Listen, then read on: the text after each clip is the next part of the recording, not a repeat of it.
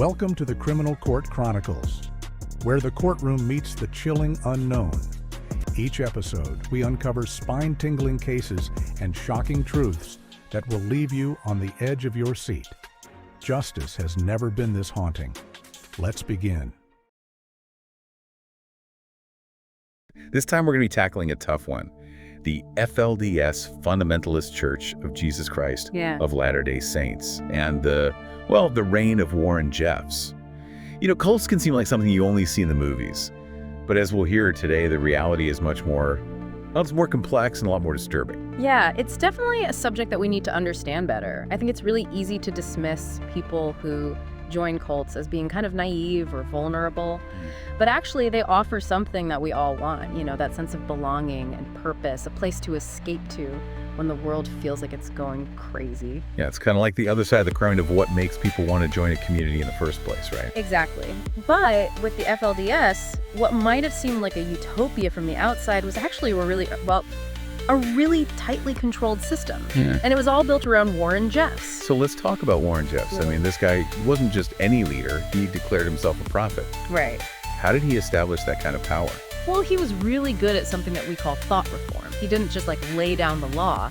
He controlled everything. The information his followers could get, he'd keep them away from the outside world. He would change the meaning of scriptures to fit what he wanted. He even controlled their lives, down to the last detail. Clothes, what they ate, even their daily routine. Wow. He basically took away who they were as people and then filled that empty space himself. That's heavy. So it wasn't really about religion then.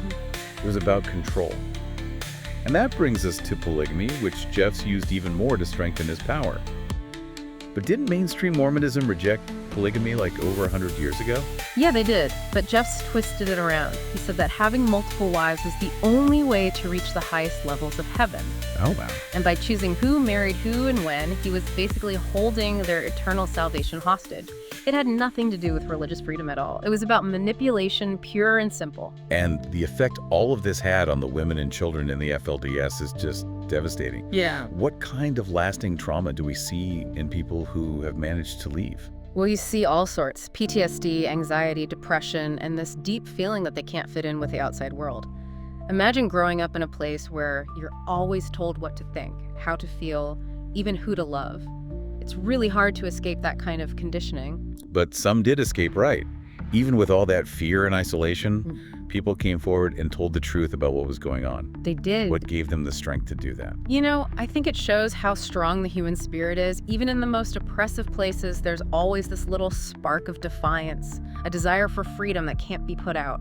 And in this case, those voices, along with more and more evidence, led to the FBI raid on the Yearning for Zion Ranch. The raid, that must have been quite the scene. What did they find there? A ton of records, really meticulously kept records, including proof of underage marriages. It wasn't speculation anymore. They had solid evidence of crimes. Jeffs was arrested, convicted, and sentenced to life in prison. But here's the scary part. What's that? He still has influence over his followers, even from behind bars. You're kidding. It just goes to show you how powerful a cult leader can be. The mental hold he has on them, the beliefs he instilled, they haven't gone away. That's just chilling. So how can we protect ourselves and others from falling into this kind of trap? What can we learn from what happened with the FLDS? Well, being aware is the first step. We need to understand the methods that cults use. The isolation, the thought control, the charismatic leader who promises to save you. We also need to learn how to think critically, to question things, and never be afraid to challenge authority. So it's not about being afraid of cults, it's about being smart and knowing how to spot manipulation. That's it, exactly. Because this isn't just about the FLDS, it's about understanding what makes us vulnerable and how anyone looking for power can use that against us. That's a really good point. So keep asking those questions, stay informed, and remember there's help out there if you need it. Thanks for joining us for this deep dive. Stay curious, everyone, and stay safe. Thanks for tuning in to the Criminal Court Chronicles. Stay curious, stay vigilant, and remember, justice never sleeps. Don't forget to subscribe and join us next time for more cases that will keep you questioning everything. Until then, stay safe out there.